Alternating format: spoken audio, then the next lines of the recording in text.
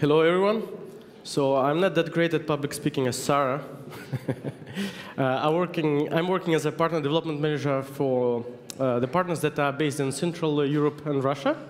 I'm managing Playrix, Outfit 7, Nord Current, and many other guys. Every time I have to do such a presentation, I'm like, OK, I hope that the next round at least is not coming anytime soon. And I'm not talking only about playtime. But then when I'm offered with the possibility, I accept the challenge. One of the reasons because I actually like competing with myself.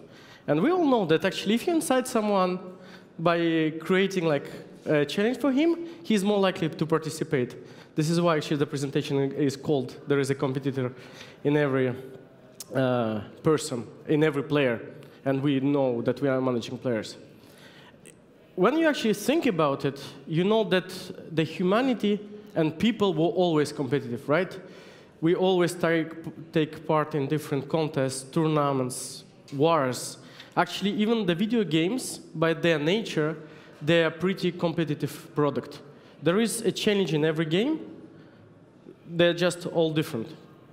So today, I will talk about what do we mean by competitive gaming, which is a bit more than just finishing a different level.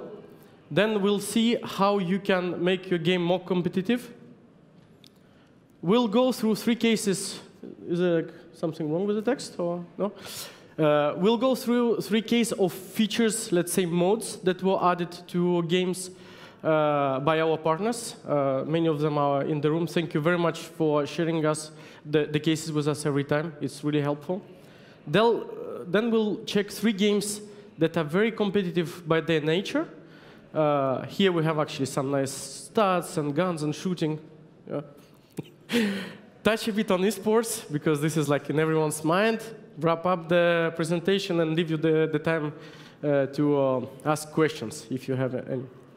So, competitive gaming. As I just mentioned, how is it different in our mind than just finishing a different level?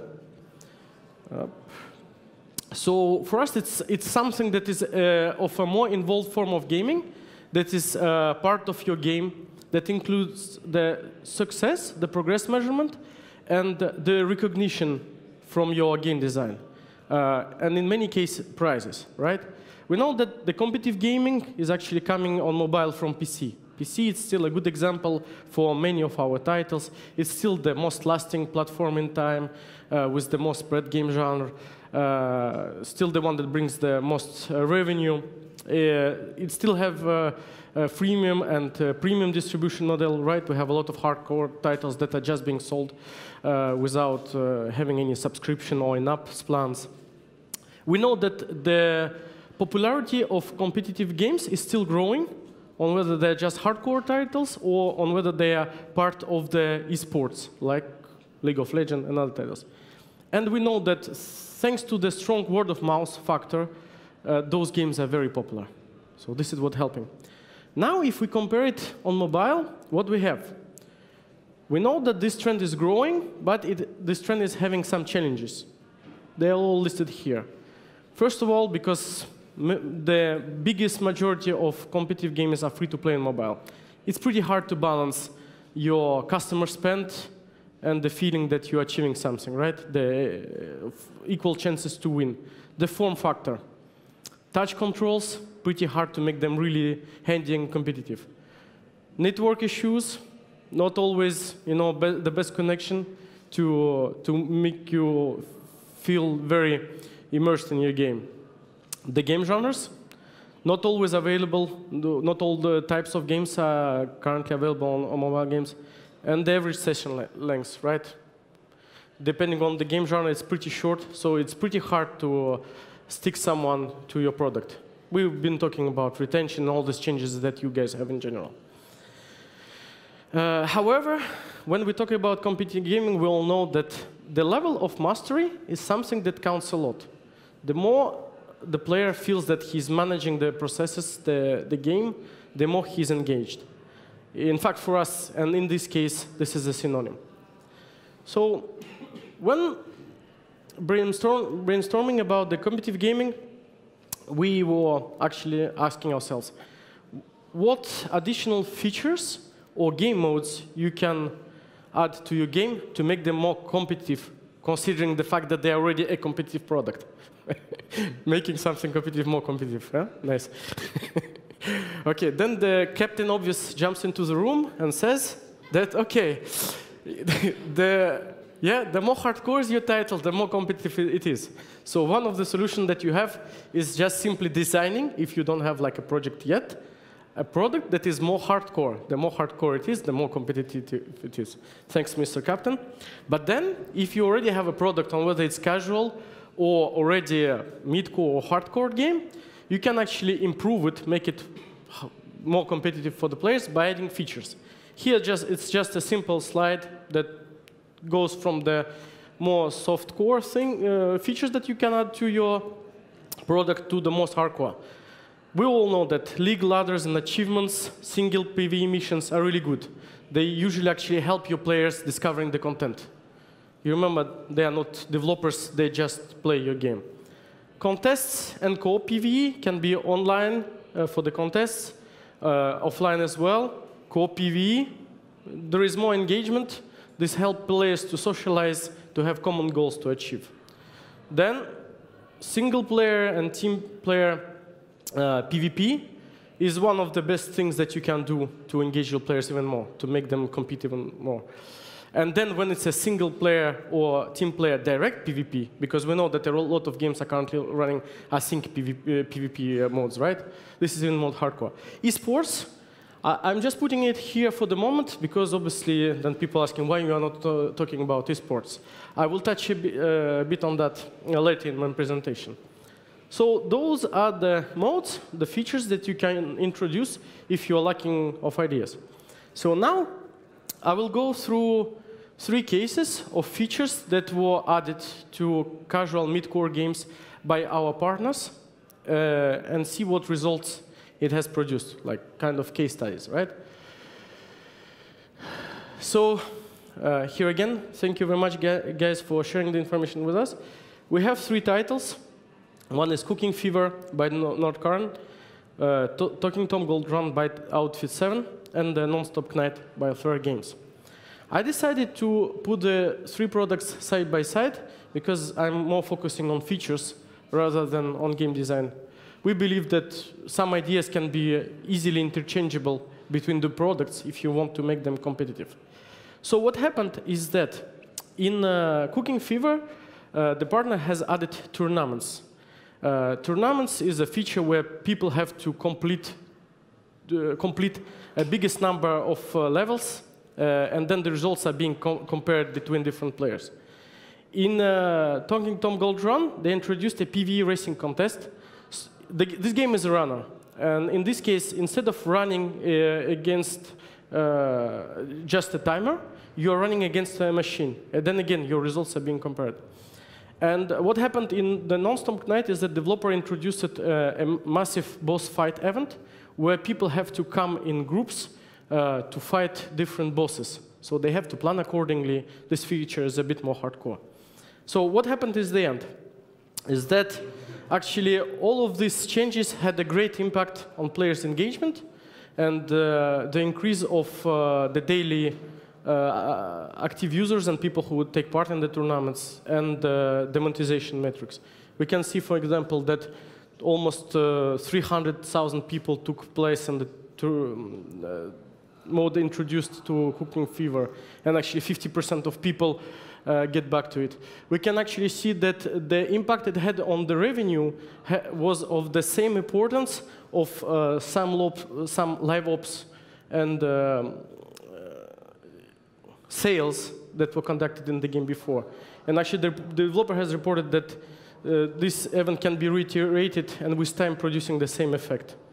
In Talking Tom Gold Run, here again, very successful case where the user started playing the game more, actually increasing the average time spent by 1 minute. It's a lot. And they find a way on how to oblige users to spend more of the in-game currency. I know that sometimes some of you are having troubles actually with how to wash out this extra currency that players manage to accumulate and therefore are not spending real money anymore. In the non-stop night, the results actually were pretty spectacular. The number of daily active users has increased a lot, and the daily customer spend has followed as well.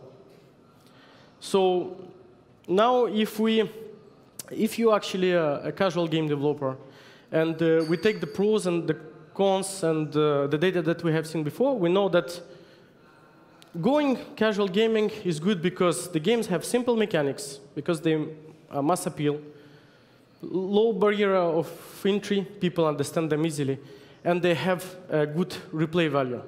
It's a lot of content that people can play again.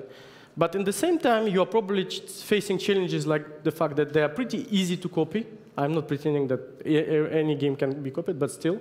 That you are fighting with other companies that probably fight for the same customer player as you, and low conversion rates.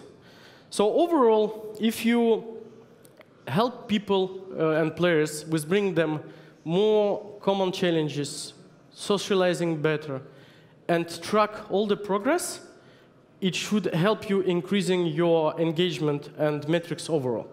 Well, this is at least what our partners have tried. This is in what we believe, and this is what we decided to share with you. OK? So this is for the casual segment. Next part is about mid-core, hardcore gaming. And as I mentioned, those 3 titles I'll be talking about are really about competition. The game design is competitive by nature. So first product is the one that a lot of people are currently staring at, because it's actually popped up from nowhere. It is showing incredible performance, and it's actually a very, very cool game beyond all. So called Last Game on Earth, zombie PvP / survivor / RPG crafting. Actually, this game has everything in it. And when it was released and started performing incredibly, it was actually, and it's still in the beta stage, kind of, yeah, beta. Beta is, a very handy term. So actually, beta is important here because when the game was released 4 months ago, it had only like 20% of features that the partner was managed to implement, because they were actually a bit surprised by success, but in the same time having great plans.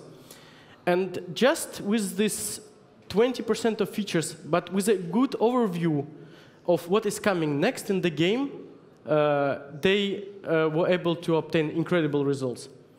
So those are like the first metrics, and actually thank you. The partner Nevermind is actually sharing the full information with us. You will see that actually the next slides are pretty incredible.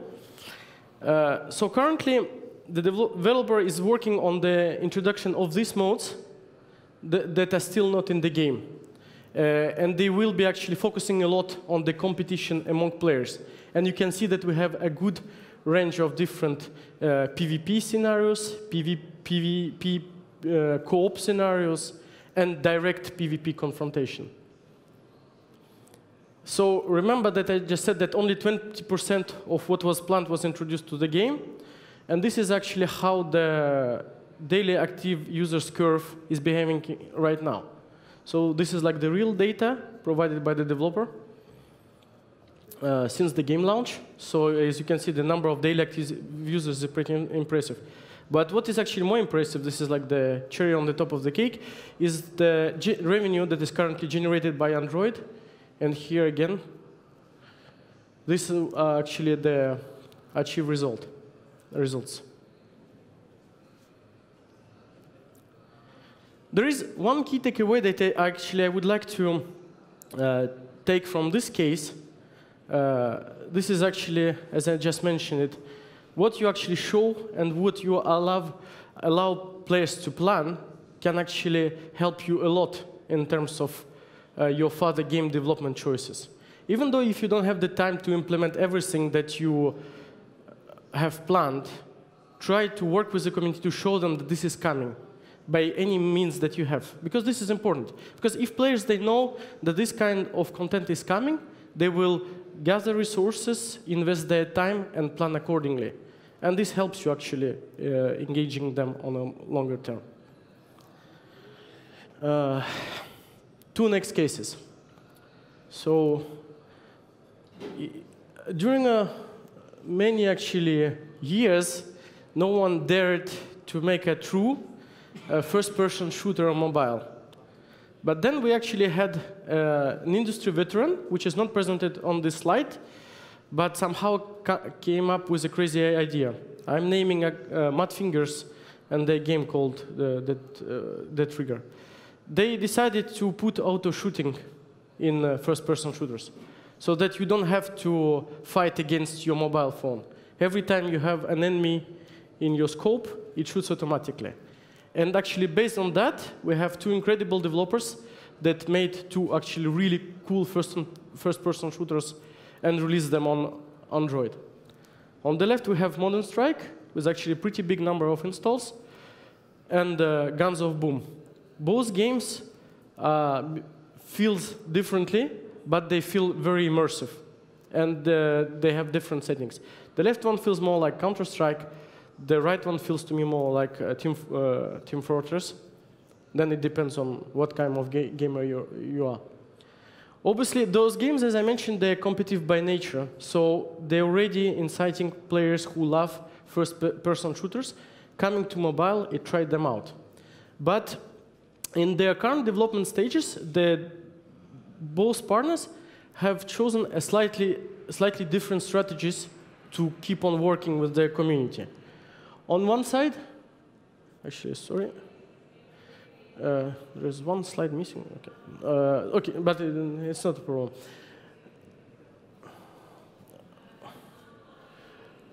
On one side, Modern Strike is keeping on increasing the deepness of the mastery of the weapons and the feedback the players get from the progress they have in the game. Whereas on the other side, gaming side are focusing a lot on the work and the feedback they get from the community. They put a big stress on the tournaments and the interactions the players might have together, how they compete against each other. Besides that, actually, I would like to put a special stress on the whole work that is being done with the community. Actually, you have all the channels that allow you to broadcast your content and share it with the players that the partner is currently using. The Video Hub section is, for instance, introduced in the game. There is a lot of content that is being created on a daily basis by the players using YouTube Gaming, YouTube overall, and popular YouTube bloggers. Here again, different focus, but good results for both. While Azure games are focusing, as I said, on the feedback the players got and the deepness of their weapons, they have pretty decent results every time they introduce those features to the game. They can be seen on the left. While working hard with the community, game inside have something that, in my opinion, is very precious nowadays. We all know that the competition is actually really strong and the user acquisition are growing. But designing a game that can be promoted through other means than just standard user acquisition channels, and in this case, it's strong word of mouth, and this we mentioned in our session before, YouTube videos that in sometimes actually promote your product much better than any campaign that you can design, is actually driving a lot of users to this product, making it overall very successful, creating stable users' behavior, good retention, and overall good revenue. So here again, if we do the same exercise as we did for the casual games, we know that if you haven't decided yet to go hardcore, you should go there because those kind of games allow you to attract different users because they are more impressive, they have more complex control schemes, they allow you to add more deepness. In the same time, don't forget that you will be always actually competing with other platforms.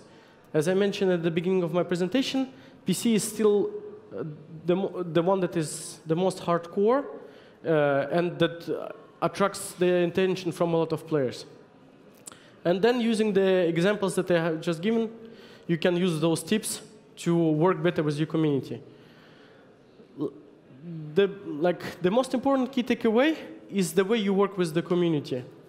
I know that on mobile, it's pretty hard to move your player from the gaming process to a forum page or to wherever else where you have a message tailored to him.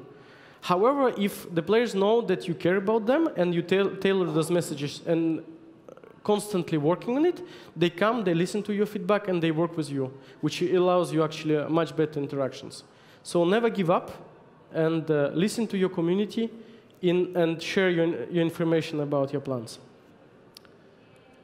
So yeah, we were talking about competitive gaming, and actually there is the eSports subject. You know, the eSports on mobile reminds me about like flying saucers. Everyone is talking about them, but no one has ever seen it. Kind of, yeah? So what's the challenge for eSports on mobile? First, it's a good opportunity. We know, according to the super data stats, and actually you don't even need to gather statistic, that this subject has an enormous outreach potential, right? There are a lot of people who watch tournaments, they take part into them, they watch and play, they're like separated in different groups. But on mobile, it's not truly effective yet. Actually, I haven't heard anyone like giving a proper definition on what is eSport on mobile so far. Probably because eSports on mobile have these challenges and need to comply with these things. So the game needs to be free to win, right? If you want like to have a true eSport title, it has to be free to win. Synchronous battles, I think it's an obvious point. Actually, if you can make a game that is playable in team, it will be actually a big plus. Show a certain level of mastery. Well, I guess we're talking about eSports. So if it's just a casual title, you cannot make it really an eSport title. Last in time, we know that once you create a community, you have to always feed it with a new content, new plan for tournaments, new prizes, and so on. So if your product is not respecting this point, you cannot call it an eSport title. And one of the most important things is to get spectators' attention. Because if I offer you like football tickets to a match of two teams that you have never heard about, you will probably never go to see the game. But if it's Brazil playing against France, and if you are not even a football fan, you will probably go and see it just for the checkbox point. So here is the challenge with which the mobile gaming, in my opinion, is fighting against. Is making sure that the product that you are designing for being an eSport one is interesting to watch while being played from a mobile device. If I would stop here, I think I would like leave an empty spot. But here again, in my opinion, there are games that are already kind of suitable and respect those rules. I came up here with 3 examples, but actually if we look for them, we can find more. So those 3 titles respect all the rules and can potentially become true eSport titles.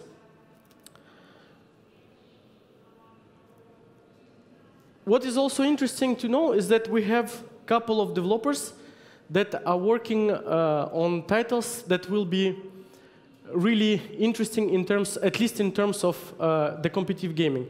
I'm not sure on whether they will be able to put them to eSports level, but I just wanted to share with you on what is coming. I'm a gamer myself and watching into this subject very much. So we have at least 2 cool titles coming from Wargaming, which is, one is World of Tanks, World of Warships Blitz. It's a big franchise coming from Misha.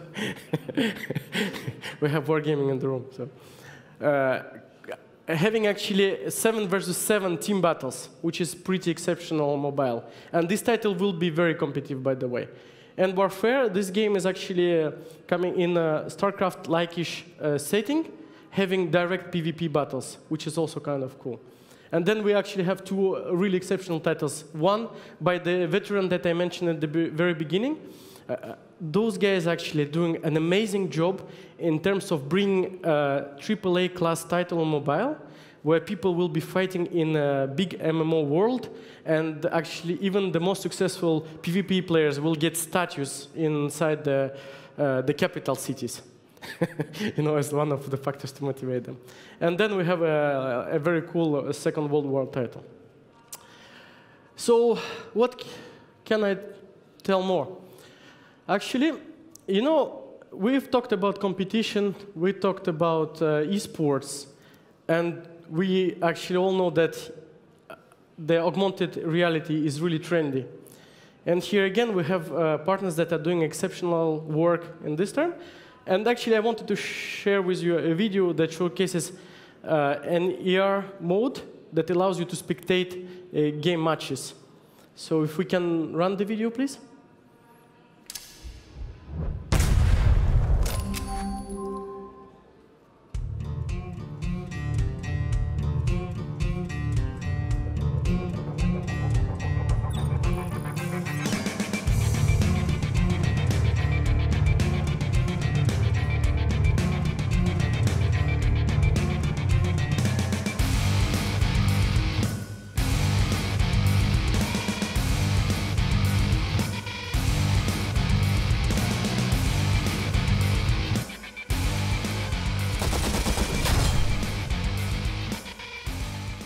It was supposed to be removed, OK. Well, so yeah, I hope that you were inspired by this presentation, because I believe that working, a lot with figures and conversions, life is a matter of conversion. So if by my speech I converted you today, like to start working on a more competitive feature in your game, we'll get results soon. And the hardest part is to start. Just to wrap up this session, those are, in my opinion, the 5 most important points that you should take away.